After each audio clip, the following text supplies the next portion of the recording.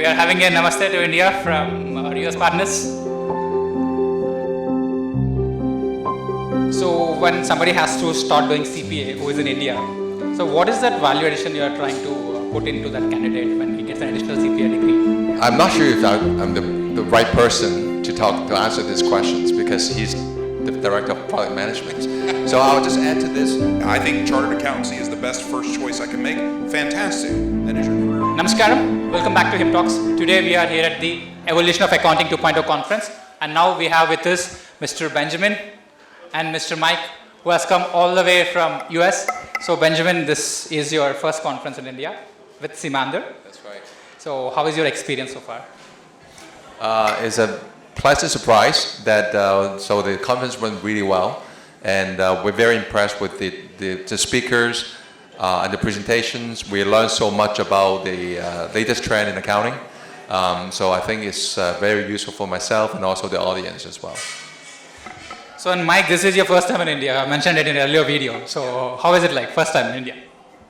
Well, I feel like I'm just getting started. The conference was really first stop on a pretty whirlwind tour, so I'm excited to get to visit a number of cities. But honestly, the experience today was wonderful. The speakers, top to bottom, were excellent. I thought really brought an interesting diversity of topics and knowledge. And I thought the audience was fantastic. And as a speaker, that's something that's really important to me, is an audience that's engaged, a lot of questions. So fantastic, absolutely. Great start, great first impression. So if you talk about Becker, the one thing which pops out is quality. So Becker is all about quality. How did you nail it so perfectly without any negative remark or anything? So you're like a 5-star company in terms of quality all the time. I'm not sure if I'm the right person to answer these questions because he's the director of product management. So I'll just add to this. So I've been with Becker for over 11 years. So one thing that we're proud of and our focus is the student success. So sometimes we sacrifice short-term profits, but for a long-term student success, right? So the student outcome is our focus. But in terms of the details about how we make it happen, I'll pass it on to Mike. Well, one thing I'll say for sure is part of how we nail it is because we believe we've never nailed it. We can always do better. So we're always seeking ways to improve it, and Ben's spot on. It's about what can we do to the course to make the student experience better. At the end of the day, we live and die by our student success, and success is measured by, is it effectively preparing them for their exam, or is it effectively conveying new knowledge to advance their career, and is it doing it in a way that they find positive, right? So is it efficient?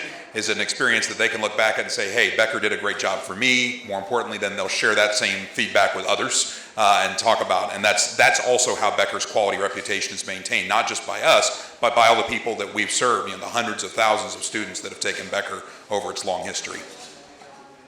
So thanks for the quick insights. And I hope you understand that we have an Indian CA recognized by ICAI. So when somebody has to start doing CPA who is in India, so what is that value addition you are trying to put into that candidate when he gets an additional CPA degree? For people that are in public accounting in India, of course the first choice for them would be a CA, right? Because that's the statutory requirements. But in terms of people that are not really into public accounting or audit, so of course they have alternative, right? So CPA is definitely one of the better alternative if they're not into Indian public accounting. So because CPA basically give them opportunities not just in India, but outside of India as well. So basically when you go to countries like, of course, US, Canada, Europe, Singapore, a lot of Asian countries as well. So there are a lot of opportunities for US CPA as well. So. Yeah, I'd agree, and this is one where I'd say I think you're more expert than I am, but CPA, although it is a U.S.-based credential, it's one that's recognized around the world, and so I think, yeah, if you're looking for a broader horizon of opportunities, and I think it's one of those things that I don't believe you can ever fail to develop too much, if that makes any sense, or if I said that right. The idea being, even if you are a chartered accountant, does that mean you can't be a CPA or shouldn't? Why not? You know, again, it's just, that's another way of pursuing lifelong learning, of continuing to build that resume, of continuing to establish that you have broader expertise than you did the day before. So regardless of what you think today, and this is something I tell US students all the time, is coming out of school, you don't know yet. But you make the best, most informed choice you can first. But that can change over time. So if you say, hey, I think chartered accountancy is the best first choice I can make, fantastic. Then as your career evolves, you may decide, I think now CPA is a good second choice. Fantastic. Go that route as well. So if you look at all the sessions today, every session touched a bit of technology. So technology is an aggressive invasion to touch upon everything. So how exactly are you trying to inculcate that technological layer in Becker in terms of the kind of education you provide, and even as a company, tech layer in your company? Again, like this question has to pass it on to Mike, because he has the intimate knowledge and experience in basically incorporating technologies in our product. So you can talk about all this AI technologies and all that. That's quite. Responding to the growth, right? So we just, in the last few months, launched a partnership with Northeastern University, which is one of the premier universities in the United States dealing with artificial intelligence and developing a CPE regimen around that. But for our own course, this was something our president believes incredibly strongly in, is if we're the best in class and we want to adopt deep learning technology to improve that efficiency of the learning experience, we should seek out the best in that group. And that's why we partnered with an amazing company called Sana Labs based in Sweden that have really taken the bull by the horns, as we say, in educational AI. And we have begun kind of building that in and integrating it into our course experience. And the response has already been very positive from students, saying this is great because it's giving me better insights into my proficiency in the course, not just my progress. So yeah, I would say both internal and external were definitely, and the diversity of technology that's happening out there. So probably this question you must be answering. So there's a change in the logo of Becker. Okay. So if you could sum it up in a couple of minutes, what's the ideology behind the new logo? Okay. So again, something that I can basically take 2 hours to answer that questions. But just to give you a good idea of why we're changing the logo, because I think Becker has been a very I would say the perception for Beckers have been very traditional, but now because we're dealing with a lot of younger generations, so we have to make Becker a little bit more fun, right? So and basically more appealing to the younger generations. So that's why when you see the Becker logo, we have this the yellow plus sign. So the yellow that we use is not just a simple yellow. Actually, it's called like the game changer yellow, right? So basically, it's a game changer for the industries, for the professionals. And also the blue that we use for our Becker name is actually it also means something different, right? It's not just blue, right? So it means it has an academic blue attached to it.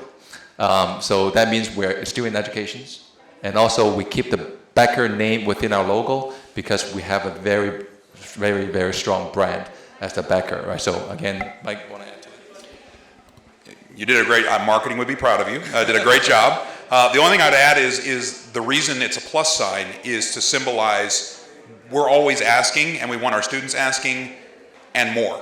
And Becker's always trying to figure out what's the next and more that we can provide. And that's, again, that idea that we're never going to be satisfied with the quality where it is. We can always improve. We can always do more. We can always do better.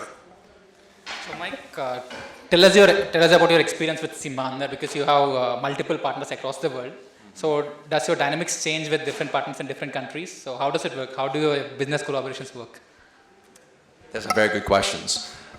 So when we go into different countries, we look at, of course, like the profile of the students, where the opportunities are. So the way we work with, for example, in India. So Simanda definitely has a strong niche in terms of the corporate and also the personal touch to the students. And also as Siripa is actually the founders of Simanda. So he's so passionate about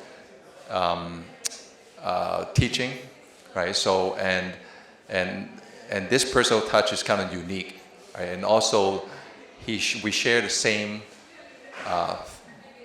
thoughts or objective of basically helping the student achieve their goal in career.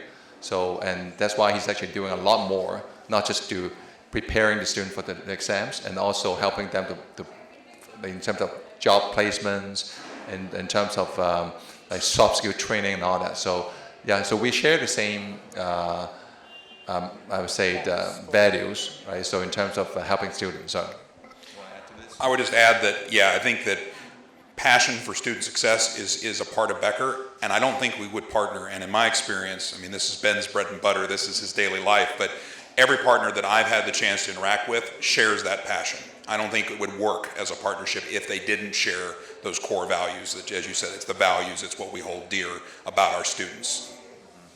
One final question: when you're developing your course content, because you understand that 10+2 or K+2 curriculum is different for different countries again. So when somebody at 15 in USA would have a differential level of knowledge at 15 in India, so would you bring in that modulation or changes in your course content? yeah. Like, to be honest, because our content are developed mainly for US students, and that's the reason why when we go to countries, we work with local partners. Like, because we don't really know the student that well in India from our US office. So, and then we have to rely on our partners to basically create additional value, customized to the local students, right? So, or localize our content for the local students, right? So, I think this approach has worked really well, like for a lot of countries, not just in India.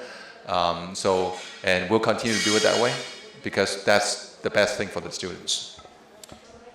The other thing I'd add to that is part of the idea of integrating AI is to make the course as personalized as it can be. So one way we can also help to overcome where there could be differences in the foundation that student may have is to say, well, we're not going to deal with groups. We're not going to say an American student versus an Indian student versus a Chinese student. We're going to say each student is unique, and we should make sure the course can adapt to who they are, their particular strengths and weaknesses, and provide them a truly personal experience. That's our ultimate goal, and I think it would help, will help to address what differences may be out there. The final question: how did you find the audience? Are they different from how they are in US or any other country, Indian audience? Yeah, I don't really have a lot of opportunity to basically present in front of like American students because I look after the international market. But I would say the Indian students are not more interactive compared to a lot of Asian countries. So I think, I don't know whether it's actually in the DNA or how they got brought up from the college, right? So, but I think this is a very good quality as an audience, also for students as well. I was impressed. As one of the things that makes it easy for me as a speaker is an engaged audience that's giving me energy, and this audience had that. Asking questions, eye contact, clearly engaged in the discussion. And I was lucky, right? I got a bit of an advantage. I got to go first when everyone was fresh, but I didn't see that really wane even late in the day. They were still engaged in the discussion. They were still actively participating. I was astounded because honestly, when you talk about difference in audience, in American audience, if the stage were throwing questions out at them, it would be much harder to get anyone to really respond. But this audience, once they understood, okay, no, they're serious. They want our feedback. They were jumping in, which was great, and I think it really made the experience that much better for them and for the presentation as a whole. So yeah, I was very favorably attuned to my first Indian audience. So thank you. I'm glad that you're really liking the experience here, and I'm sure that you'll have a lot of collaborations to happen in the next 1 week. I wish you all the best, and probably a final namaste for India. So we are having a namaste to India from our US partners, and thank you for watching us. Thank you very much.